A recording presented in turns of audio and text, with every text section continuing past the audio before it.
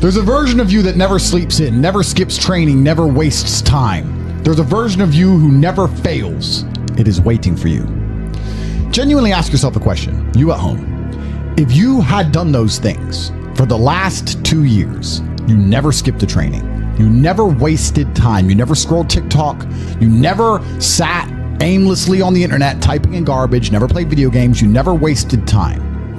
You never skipped training, you were training every single day. You never slept in, you were never lazy. There's this version of you. Imagine the person you would be. Genuinely imagine what you would look like. Imagine where you would live. Imagine the car you would drive. Imagine how much your woman would respect you. Imagine the love you would see in her eyes when she looks at you with adoration like a king. Imagine your existence. That person is waiting for you, and the only thing that's stopping you from being that person is your monumental laziness. You can have it. The universe is very giving. It will give you anything you work for. I've never seen somebody try for something with all of their might and not get it. The only people who do not have the things they want are the people who do not try for them. I've never seen a person wake up and say, my only dedication in life is to solve a Rubik's Cube and fail. You are not stupid. You are not incompetent. You are lazy and arrogant. It's extremely important you understand that that person is waiting for you, and you are declining that version of yourself. In the multiverse, in the many different versions of the universe that exist, there is a version of you that does those exact things, and he is a greater person than you can even fathom. You can transform yourself into that guy. You can be a top G. That's exactly what I did. I knew who I was going to have to end up being before I became that person. My brother and I are not from rich families. We are not from advantaged beginnings, but I knew I had to be a big, strong, fighting billionaire. That's what I knew I had to be. Discipline is the key to success.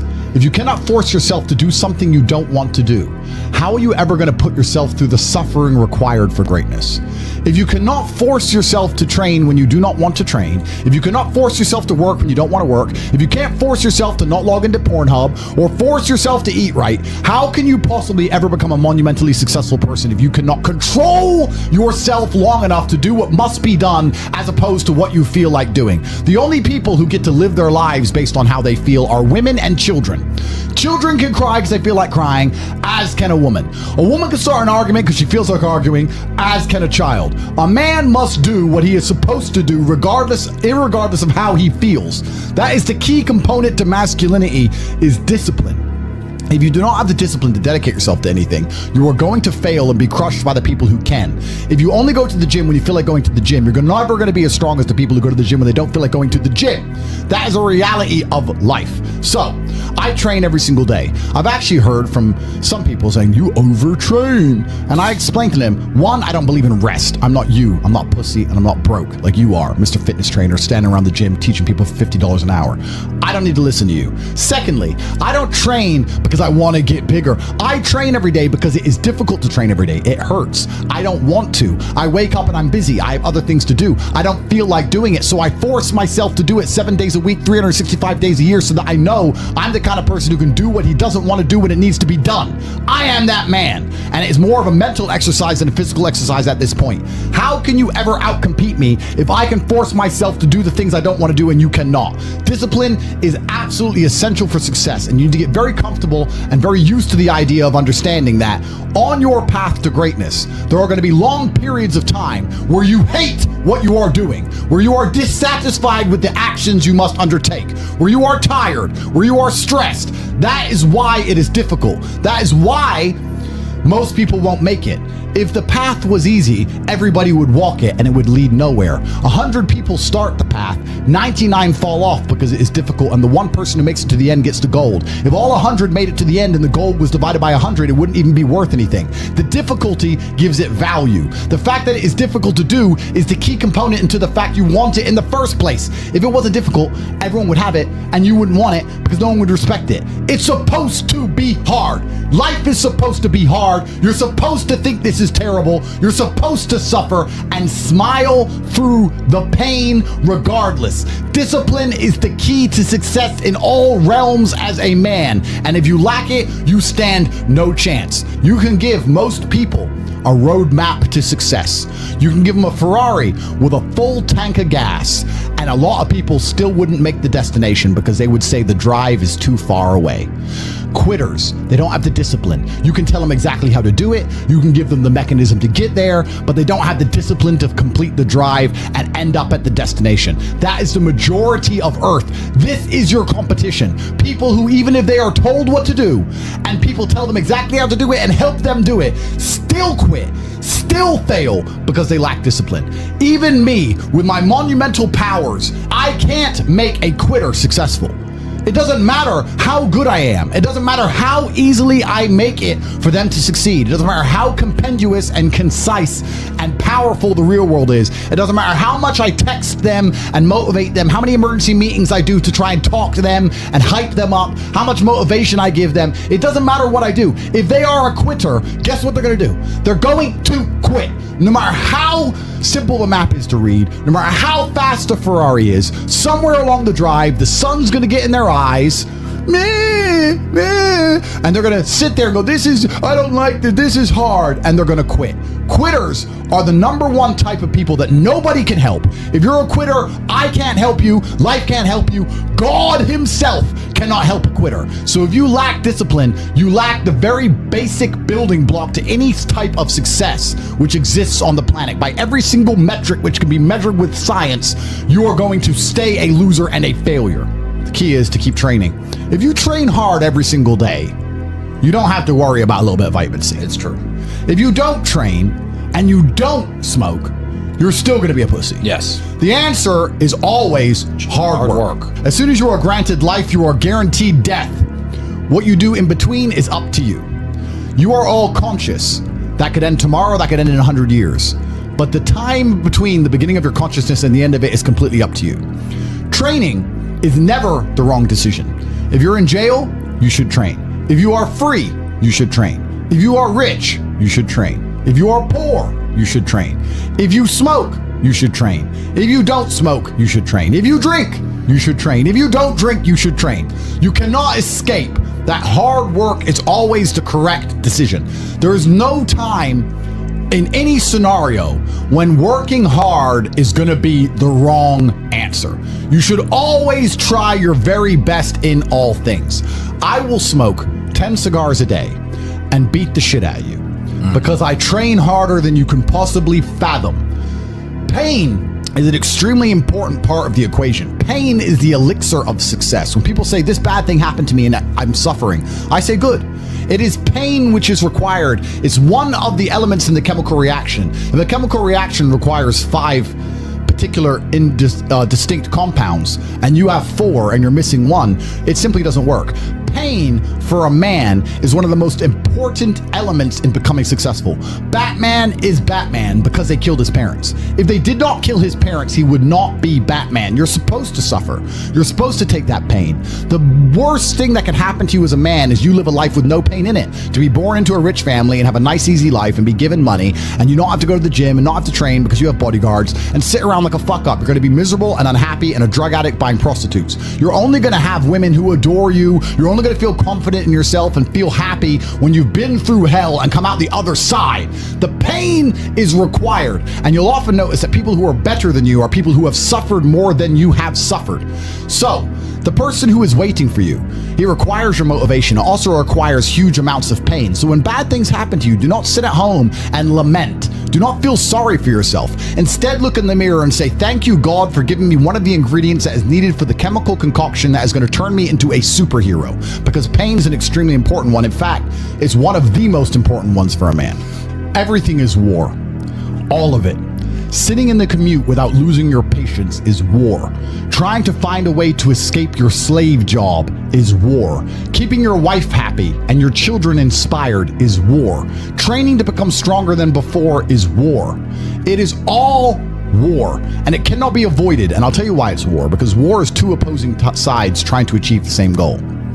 2 opposing sides want the same land or the same influence over X land. And the car you want, the Ferrari, you're not the only person who wants it. The reason it's so expensive is because others people want it. The girl you want, the beautiful woman, everyone wants her. It is war. It is competition.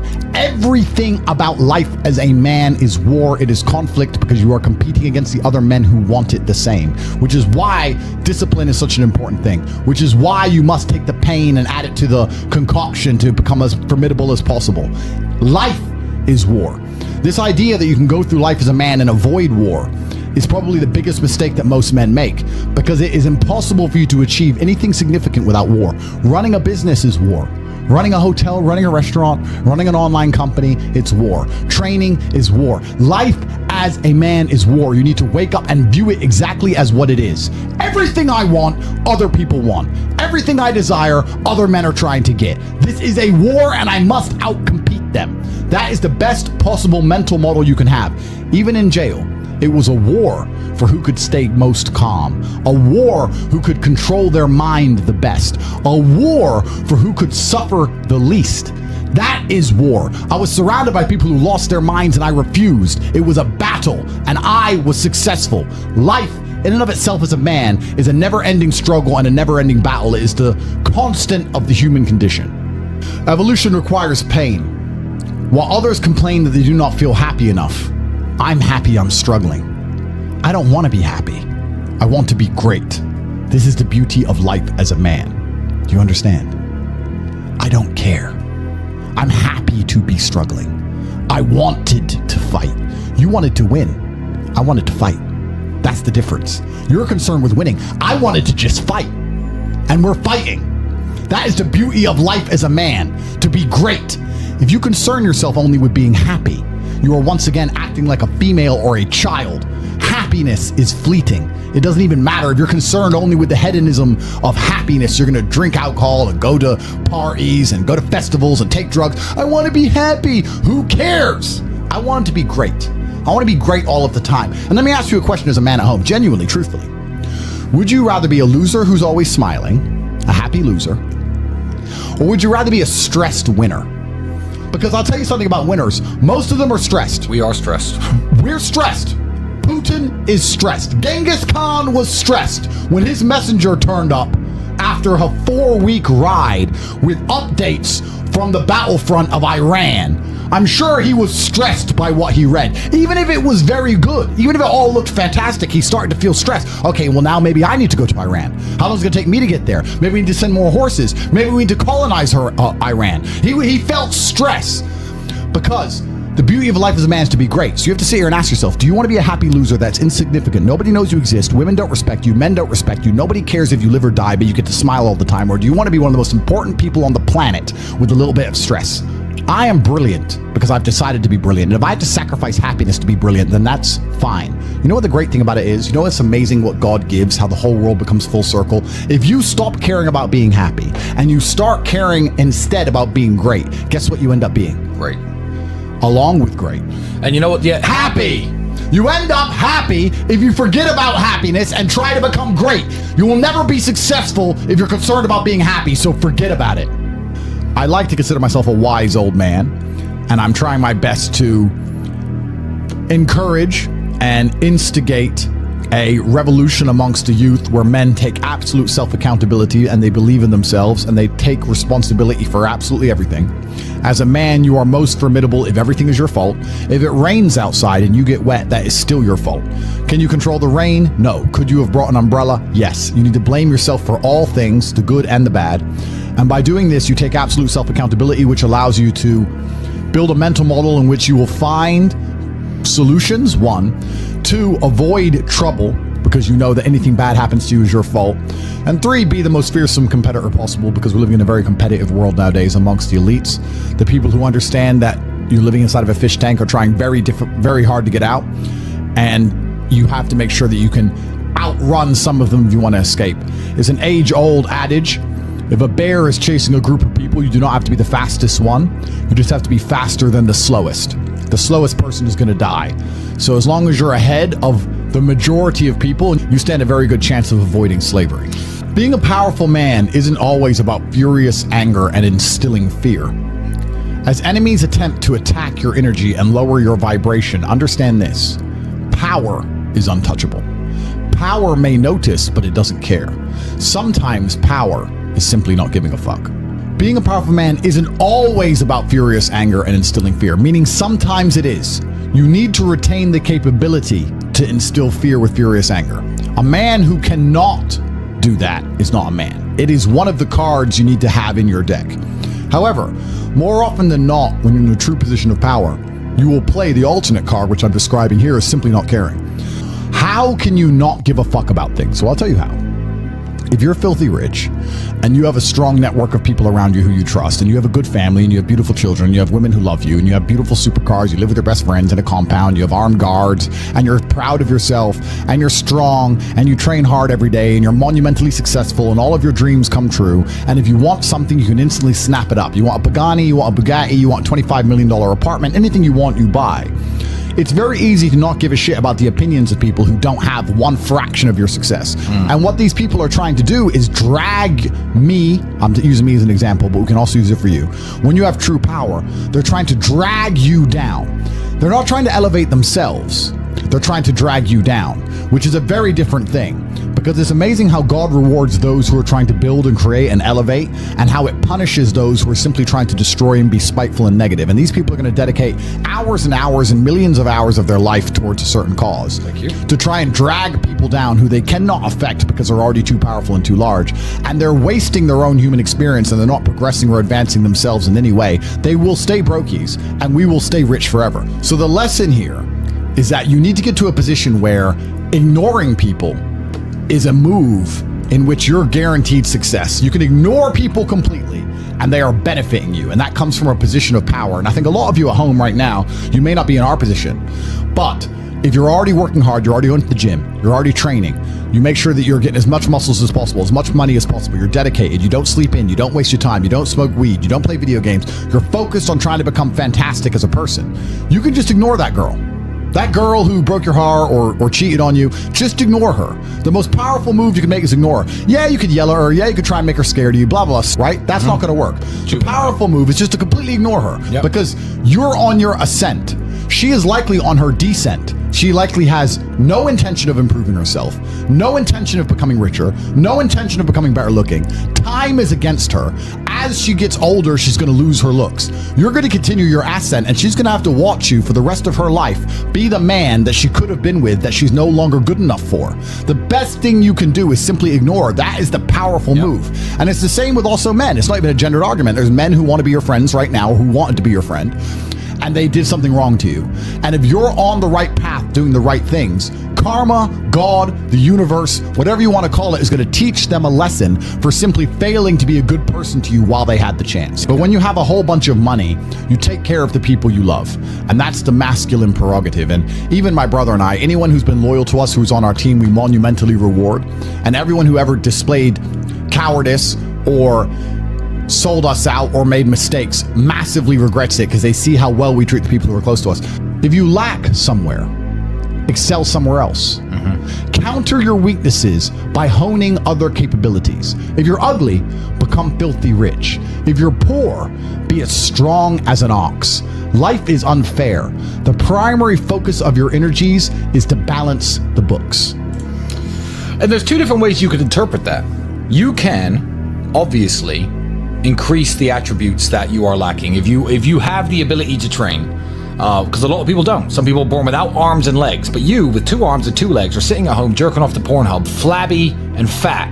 If you have the ability to train, you should be doing it. But also, there are some things that some people are just better at, and you can counteract that problem by teaming up with people who compensate for your weaknesses. People who are strong in areas where you are weak, and you team up with people where you are strong in areas where they are weak. I don't think between the people in this house and our group of friends, we lack anything. Correct. Anything. Correct. Literally anything. We can sit as a group and have a conversation about anything with anyone in the world and give useful insight and change people's lives for the better, because although I am not perfect, our team compensates one for each other. And that's the point of brotherhood. So excel in one area if you lack in others. I have people say to me, Andrew, I'm short. What do I do? I'm short. Okay, God made you short. Fine. Good. Doesn't matter. You can't change it. What you can do is become as strong as an ox and become filthy rich and monumentally important and extremely influential. You can do that. People say, I'm poor. You should be strong. Oh, I'm strong, but I don't have any money. Okay, then teach others to be strong. Yes. There's always a way you can take your advantages and use them. And by teaming up with other men, other people, you can build a team in which there are no weaknesses. So if you have a disadvantage, you also have somewhere God has given you a distinct advantage over others. And it is your duty to excel in that realm. It is your duty to become so monumentally influential and powerful within that specific criteria in which you have the capability to be brilliant, that your weaknesses no longer appear because they can be simply overshadowed by your network or overshadowed by your absolute competence. By constructing the correct mindset, you can be in the exact same scenario you're currently in, living the exact same life with a different mental model in which you view the world, and you will not only feel more powerful, you will be more powerful, you'll achieve more amazing things, you will be greater, you will be happier with the same car, the same woman, the same house, the same income, the same everything, but your mind changes the lens in which you view the world. Lenses change things. Rose-tinted glasses, perhaps dark glasses. You can put glasses on, change the lens, and you can view the world differently by changing how your mind is constructed and put together and the way you view the world. That is the point of mental Aikido.